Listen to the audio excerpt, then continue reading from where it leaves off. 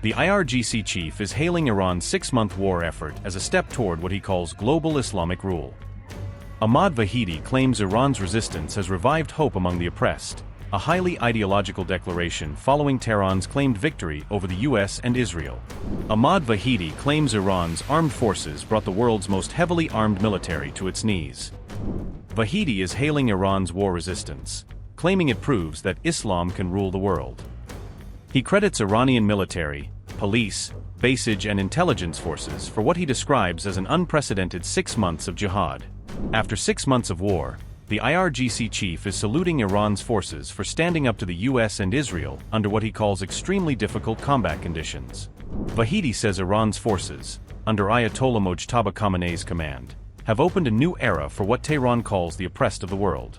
He frames the conflict as a wider ideological battle linked to Palestine and Lebanon. Iran's military leadership says its missiles and drones will outlast the war. The IRGC has claimed production capacity remains strong enough to supply forces through a prolonged conflict. Tehran's message to the US and Israel is that Iran's resistance will not break. Vahidi says Iran has survived sustained war pressure and will continue to impose its will on its enemies.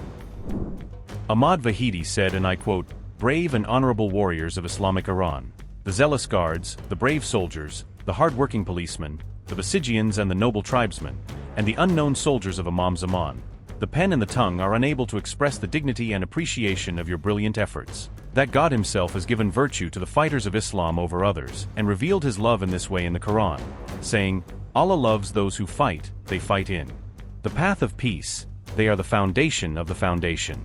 The magnificence that you displayed with your 6 months of unparalleled jihad against the most bloodthirsty enemies of humanity has dazzled the eyes of the world and has revived the hope of the final victory over the rulers in the hearts of the oppressed. You put your trust in the Almighty God and fought victoriously in very difficult conditions of burning heat and heavy seas of the islands and coasts of the south and the cold of the border heights of the north, and successful offensive and defensive operations under heavy fire, bringing the most armed army in the history of the world to its knees. By appealing to the Al-Bayt, peace be upon them, and creating the most beautiful manifestations of sacrifice, the brilliant epics of 8 years of holy defense have been repeated in new forms, and the memory of the historical battles of Badr and Khaybar at the feet of the great prophet.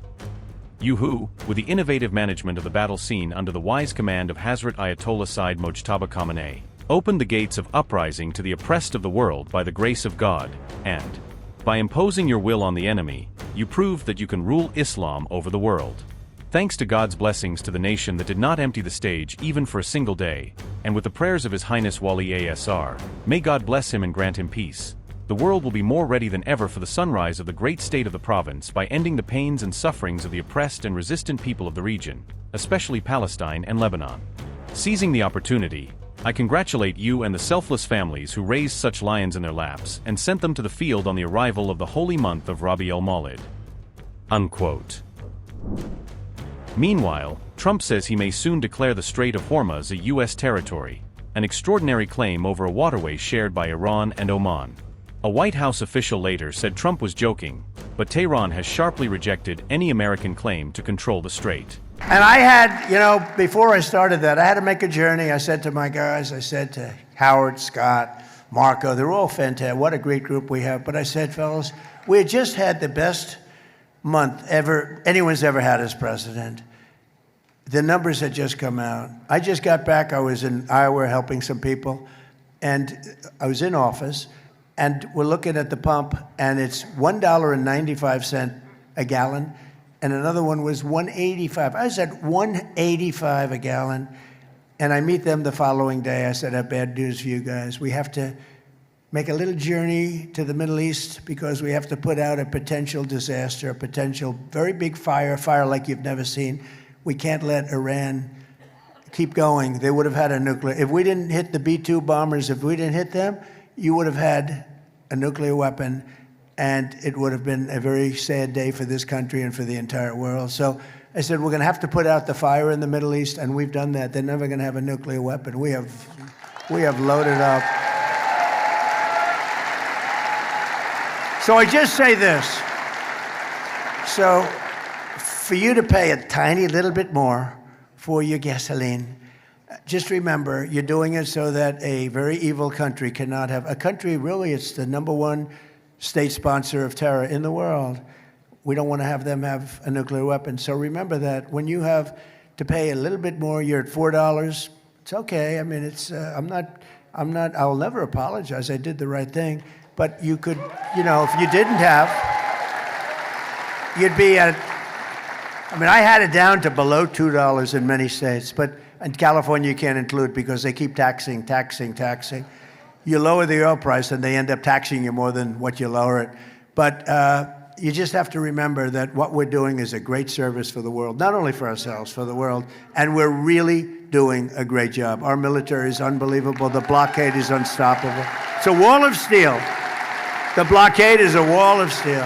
We won in Venezuela, which is now working with what nobody's ever seen. We're taking millions and millions of barrels of oil out every single week.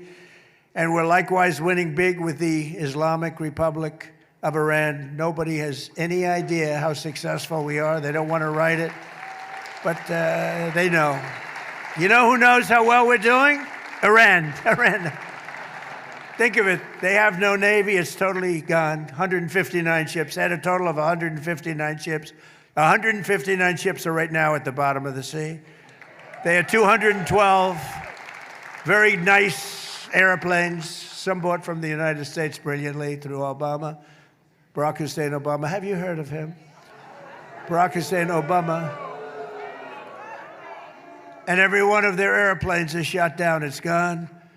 They have no leadership. Their leadership is gone. Their first tour is gone. Their second tour is gone. Their third tour is half gone. That's one of my problems. There's nobody to negotiate with. It is a problem. I said, are you sure this guy's okay? It's the only country in the world where nobody wants to be president. But their radar's gone. All of their high intelligence equipment is gone.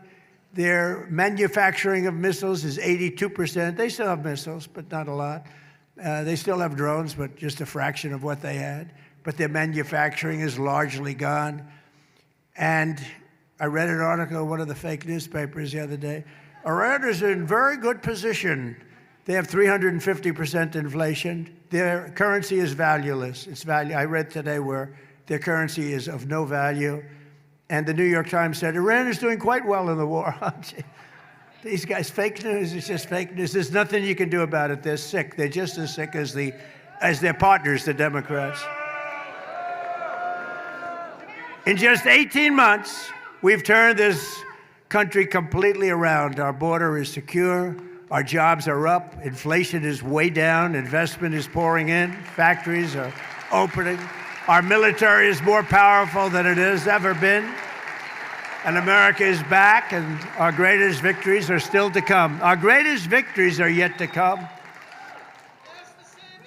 It's amazing what we've done. And I would not have said we would have done this in a year and a half, but in a year and a half. And I tell the story all the time. The King of Saudi Arabia, 2 years ago, I was there, and he said, I was in office for a little while, like 6 months, so it was a year ago, and he was with me, good guy, smart guy, under siege, by the way. All those countries are because Iran was known as the bully of the Middle East. And he said, sir, that a year ago, we said your country was dead, and now you have the hottest country anywhere in the world. He said that. That's where I got the expression. Many other leaders say the same thing. Every other leader says it, but a lot of them don't like saying it publicly. So in conclusion, with the help of our Republican majorities in Congress, we will crush violent crime to the lowest levels ever. Already there. We're already there. Lowest levels, best crime levels in 125 years on murder and most of the other crimes. We will impose harsh new penalties for dangerous repeat offenders. We will crack down on Marxist prosecutors. We will never abolish the police. Instead, we will abolish the sanctuary cities. We will abolish them. We will destroy them. We will take them out. We're going to take them out of service. And we will immediately end no cash bail.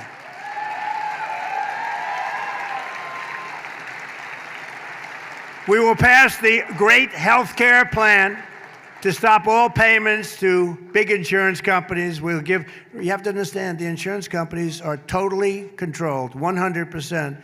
They're totally controlled by the Democrats. and give the money directly to the people. They give billions and billions of dollars to insurance companies. We're giving them directly to the people. You go out, you buy your own health insurance, and you have money left over. You end up with better health insurance. So you're going to get better health insurance at a lower cost. And finally, we will pass the Save America Act to defend our sacred American elections.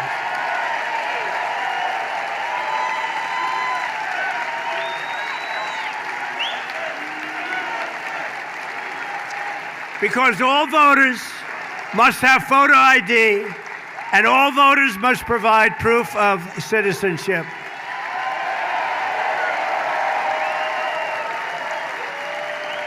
Have to do it. We have to do it. And mail-in ballots, we're going to make them so secure you have no idea. If you want to stay home, you can do it, but we got to make them secure because they are crooked as hell. So thank you. Thank you very much. And we'll also enshrine permanent law. There will be no men in women's sports, and there will be no transgender surgery for your children. No more. And we've essentially killed DEI. Isn't that nice? No more DEI.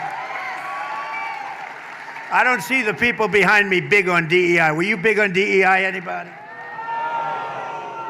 That's not a DEI group, I can tell. It never was, by the way.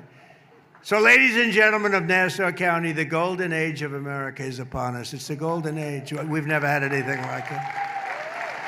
And together with your help and patriots all across this magnificent land, we will make America powerful again. We've already done that. We will make America wealthy again. We've already done that. We will make America healthy again. We're trying to do that. We will make America strong again. We've done that. We will make America proud again. We've done that. We will make America safe again. We've largely done that. And above all, we will make America great again. Thank you very much. God bless you. God bless you. Upgrade your news experience with the all-new HT app. Download now.